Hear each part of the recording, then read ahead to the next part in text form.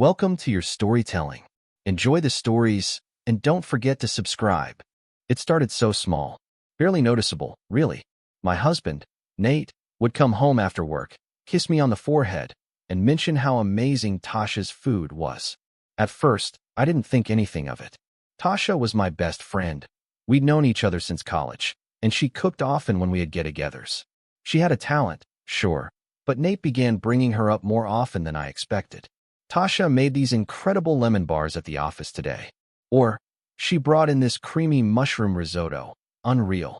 I'd just smile, thinking, wow, lucky coworkers. But then it started to feel off. He complimented her cooking more than he complimented anything I ever did. And the weirdest part? Tasha never told me she was bringing food to work. Not once. I asked her about it one day, trying to sound casual. You've been bringing food to the office a lot lately, huh? She blinked at me and tilted her head. No, just once or twice for special events. My stomach did a weird little flip. That didn't match what Nate had said. Oh, I replied, brushing it off.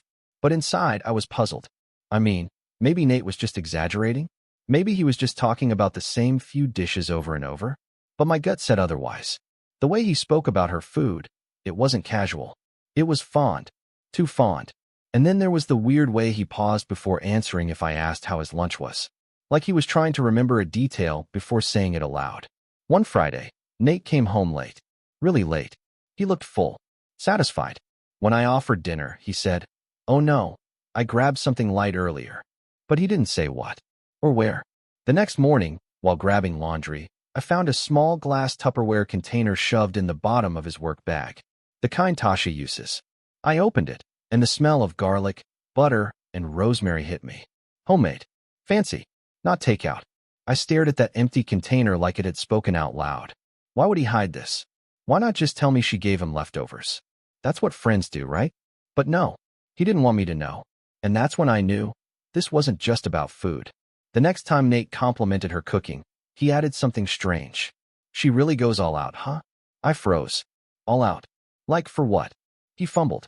Oh, just when she brings stuff in. It's like a full meal.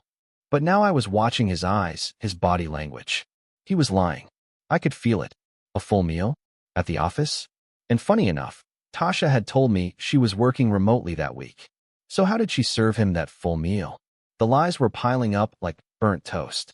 I began to wonder, was he seeing her outside work? Eating with her?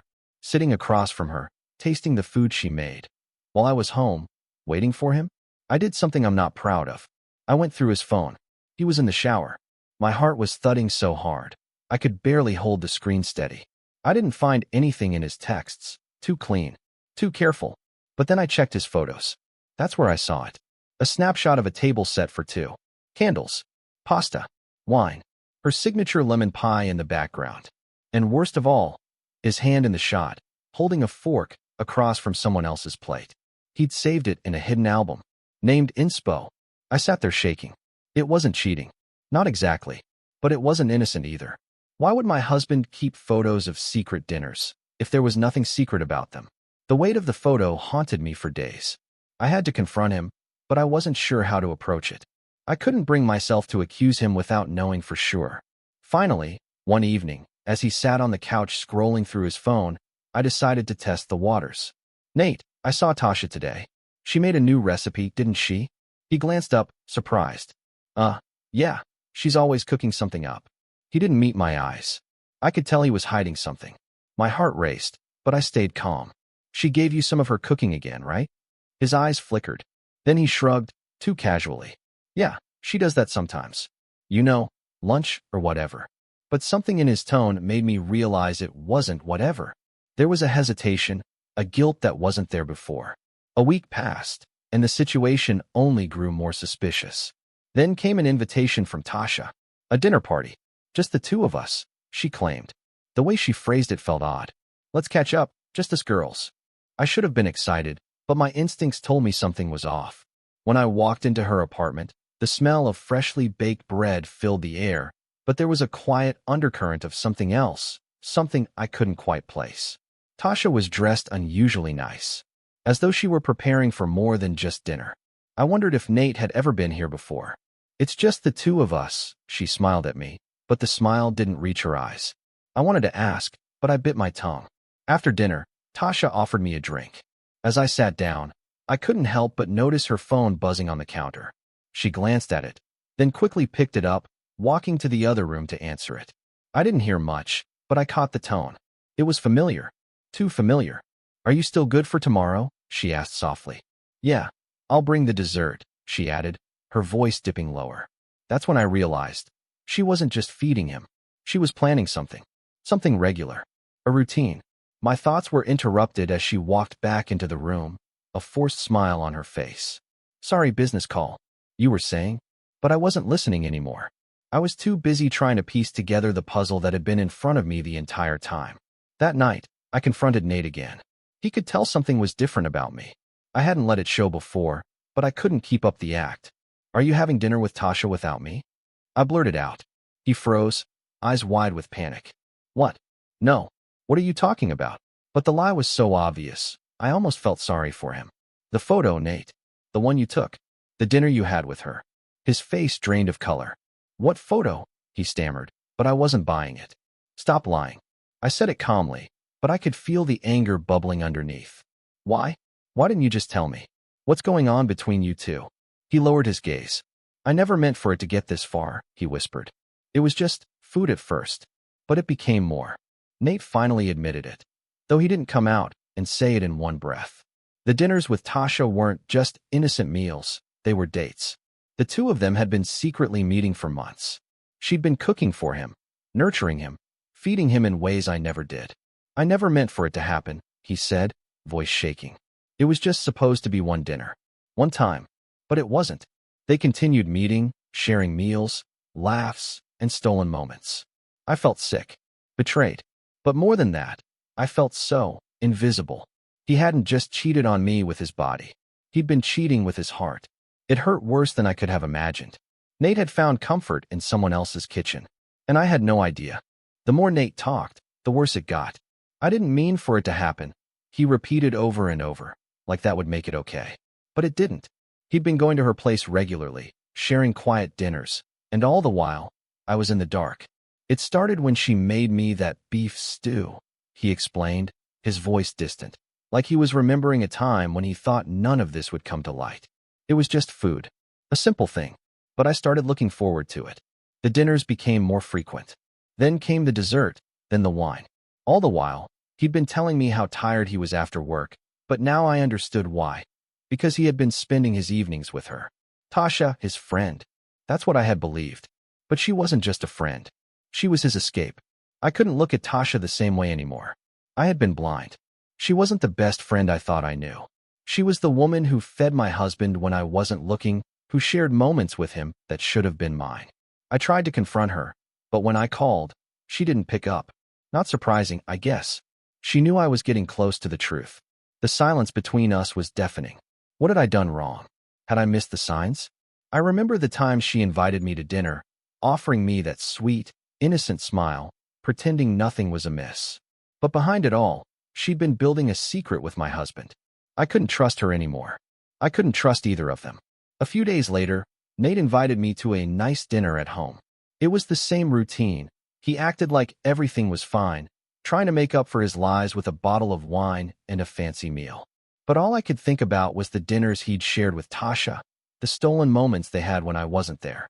As he set the table, I watched him carefully, wondering what he was hiding behind that forced smile. When he served me a dish I'd never had before, I felt sick to my stomach. It was her recipe. I knew it. Tasha's signature spice, that special blend she always used. I stared at the plate in front of me, knowing I was eating something that had once been meant for someone else. The thought consumed me. The food on my plate wasn't just dinner. It was a reminder of the betrayal I couldn't escape. A week after the confrontation, I still couldn't get over the fact that Nate had been seeing Tasha behind my back. One night, after a heated argument, he left his phone on the kitchen counter. I knew I shouldn't, but I couldn't help myself. I unlocked it, feeling guilty but desperate for answers. And there it was, as clear as day, text messages. Not just a few casual exchanges, but intimate conversations. They had been sending messages at all hours, even when he was at home with me. "Can't wait for our next dinner," one read. "I miss the way you cook for me. I felt my heart drop into my stomach. It wasn't just about the food, it was about their bond. The closeness I didn't have with him. I was no longer his first choice. He had someone else, someone who fed him, nurtured him in ways I had failed to. I had reached my breaking point. I couldn't keep living this lie, pretending like everything was normal. So, I did what I should have done a long time ago. I confronted both of them. I called Tasha, my voice shaking. "We need to talk." "Now," she agreed, though I could hear the nervousness in her voice. Nate came home to a scene I never thought would happen. Tasha stood in my living room, awkward and tense. I had no words for her, just the searing pain of betrayal in my chest. "You're going to tell me everything," I said, looking at them both. They exchanged a glance before Nate finally spoke. "I never wanted you to find out this way," he said, his voice faltering. "I didn't want to hurt you, but I don't think I can stop this. I love her, too." The words stung worse than I could have imagined. It was the truth. Nate had been torn between us for so long, and I had been the fool, standing on the sidelines, not knowing that their secret dinners had been something more. After the confrontation, things were never the same. Nate's confession left me numb. He loved her, too. I didn't know how to react. I had never expected this. My best friend, the one who had always been there for me, was now the woman who had broken my trust. I remember the silence that followed. Tasha had her head down, avoiding my gaze, her hands fidgeting with the hem of her shirt. Nate tried to reach for me, but I pulled away. "You can't fix this, Nate. You've already chosen." My voice was cold, detached, as if I were speaking to someone I didn't recognize. I didn't know this man in front of me. I thought I did, but everything had changed. I looked at him one last time, my heart breaking as I walked out of the room. There was no going back. In the days that followed, anger took hold of me. I was furious with Nate for betraying me, but I was also furious with myself for not seeing it sooner. Every time I closed my eyes, I saw Tasha's face, her fake smile, her fake friendship. How had I been so blind? How had I let her into my life, into my home, only to be betrayed by her? I replayed every dinner party, every conversation with her, wondering where the signs had been. But there were no signs, only whispers in my gut that I had ignored. I was angry at her for making me doubt everything I had believed in. And I was angry at myself for not trusting my instincts. The betrayal stung more than I could explain. Despite everything, there were moments when I missed him. The man I had married. The one I thought I knew. He wasn't perfect, but he was mine. Now he was gone. And I couldn't help but feel the void. The empty space next to me in bed, the quiet dinners where his laugh used to fill the air. He had been the love of my life, or so I thought. But now I realized that love wasn't enough. I didn't know who he was anymore, not really. The man who had secretly dined with my friend was a stranger to me. Yet, I still found myself wishing things were different. The pain of losing him was a constant ache, and I hated it. I hated how I still wanted him, even after everything he'd done. I needed closure. I needed to understand why he had done this to me, to us. Why had he turned to Tasha, of all people? I knew I couldn't move on without it, so I called him one last time. "Nate, we need to talk. Just us. No one else." He agreed, though his voice sounded tired, like he already knew what I was going to say. When we sat down, I asked the question that had been eating at me. "Why? Why her? Why did you let it go this far?" He looked at me, his face full of regret. "I don't know," he whispered. "I didn't plan for any of this. It just happened. I needed something, someone. And I found that in her." His words stung, but they also gave me the clarity I needed. He had been looking for something I couldn't give him. And in the end, it wasn't just about the food or the dinners. It was about a connection he had been missing. But that didn't make his betrayal any less painful. After weeks of soul-searching, I made the hardest decision of my life. I had to let him go. I couldn't live in the shadow of his betrayal. I couldn't keep holding on to a love that had already been broken. As much as it hurt, I knew it was the only way to move forward. Nate tried to convince me to give him another chance, but I couldn't. Trust, once broken, is almost impossible to rebuild. Tasha had taken something from me that I couldn't get back. My trust, my heart. I had to reclaim them. So, I packed my things and left. It wasn't easy. There were moments of doubt, moments where I wanted to turn back. But I knew I was making the right choice. I had to let go of the past to make room for a future I could finally call my own. Leaving Nate wasn't easy. The first few days after I moved out, I felt like a part of me was missing. I tried to surround myself with friends and distractions, but nothing could replace the life I had lost. I spent hours in my apartment, staring at the walls, wondering who I was without him. Who was I without the life I thought I'd built? But slowly, I began to realize that I had a chance to rebuild, to rediscover the person I used to be before he came into my life, before his lies took hold of everything. It was painful, but it was also liberating. I didn't need him. I could stand on my own. As the days turned into weeks, I started to rebuild my strength. I began working on my career again, something I had put on the back burner for too long. I had forgotten my own ambitions while I focused on Nate and our relationship. Now, I poured my energy into myself. It was hard, but with each small step, I felt stronger. I started going out with my friends again, laughing and finding joy in the little things. I rediscovered old hobbies, ones I had abandoned in the chaos of my marriage. It wasn't easy, but I was determined to move on. I wasn't going to let this betrayal define me. I had my own life to live. Months passed, and I thought I had finally moved past everything. But then, one evening, I ran into Tasha. She was walking down the street, and our eyes met. For a moment, time seemed to freeze. She stopped in front of me, her face pale, her eyes full of guilt. I wanted to yell at her, to make her feel the pain she had caused, but I didn't. Instead, I took a deep breath and said, "You should have told me. I was your friend, too. But you lied to me." She nodded, tears welling up in her eyes. "I'm sorry," she whispered. "I never meant for it to get this far. I never wanted to hurt you." I could see that she was genuinely sorry, but that didn't change what had happened. I turned and walked away, realizing that while I could forgive her, I would never forget. It was over. Just as I was starting to find peace, Nate called. It was late, and I was just about to go to bed when the phone rang. My heart raced when I saw his name on the screen. I didn't know why he was calling, but I knew it wouldn't be easy. I almost didn't answer, but then I remembered how I had let him control so much of my life. I picked up. "What do you want, Nate?" I asked, my voice steady but filled with emotion. "I need to see you," he said, his voice shaky. "Can we talk? Just one last time." I felt a mixture of anger and curiosity. After everything that had happened, part of me wanted to hear him out, to understand why he had done it. But another part of me knew that I didn't owe him anything. I didn't need closure from him. I had already closed that chapter. But I agreed to meet him, just to see what he had to say. We met at a small cafe in the city, the place where we had spent so many happy afternoons together. He looked different, tired, worn out. The life I once knew him to lead had clearly taken a toll.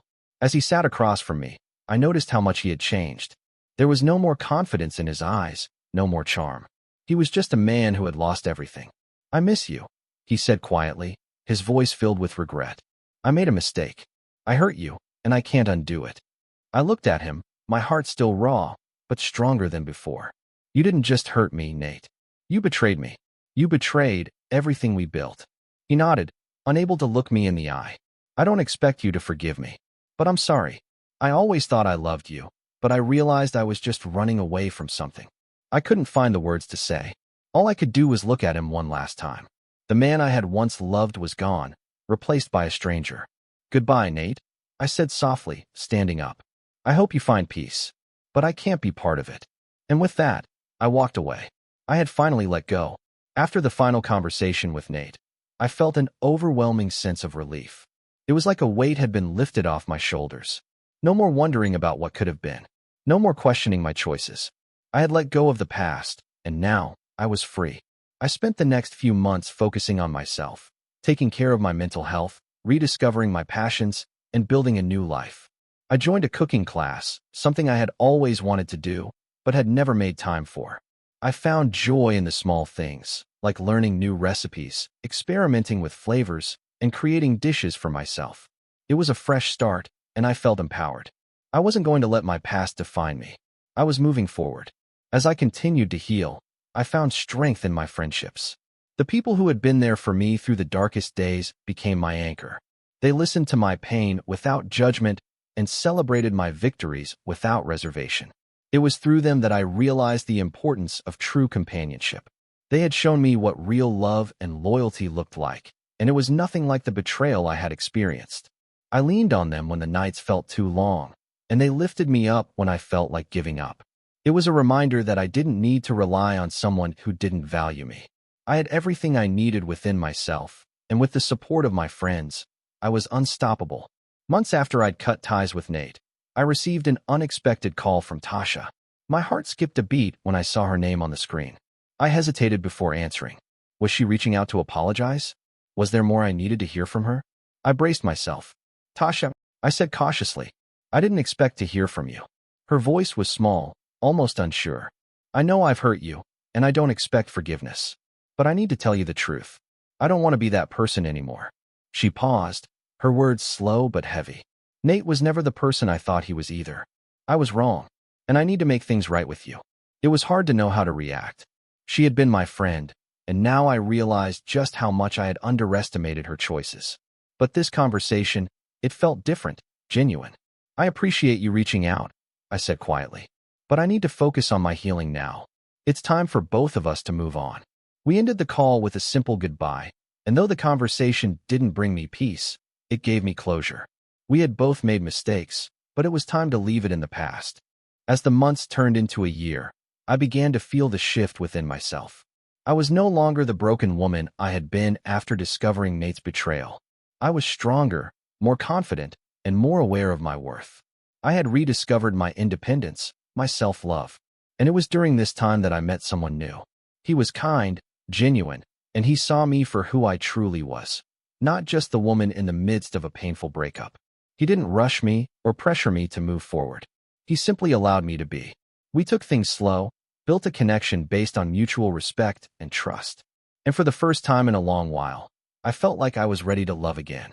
But this time, it would be different. This time, I knew what I deserved. And this time, I wasn't settling. Looking back on everything, I realized just how far I had come. I had gone through heartbreak, betrayal, and moments of doubt, but in the end, I had come out stronger. I was no longer defined by the man who had betrayed me or the friend who had lied. I had learned to stand on my own, to trust myself, and to never let anyone take away my self-worth again. I was living my life for me now, creating my own story, one chapter at a time. And as I walked into the future, hand in hand with someone who cherished me for who I was, I knew I was ready for whatever came next. The past was behind me, and the future was mine to shape. With every step, I embraced the possibility of new love, new adventures, and a life filled with happiness that I had earned. Thank you for listening to my story until now. If you like the video, please support it by subscribing and liking.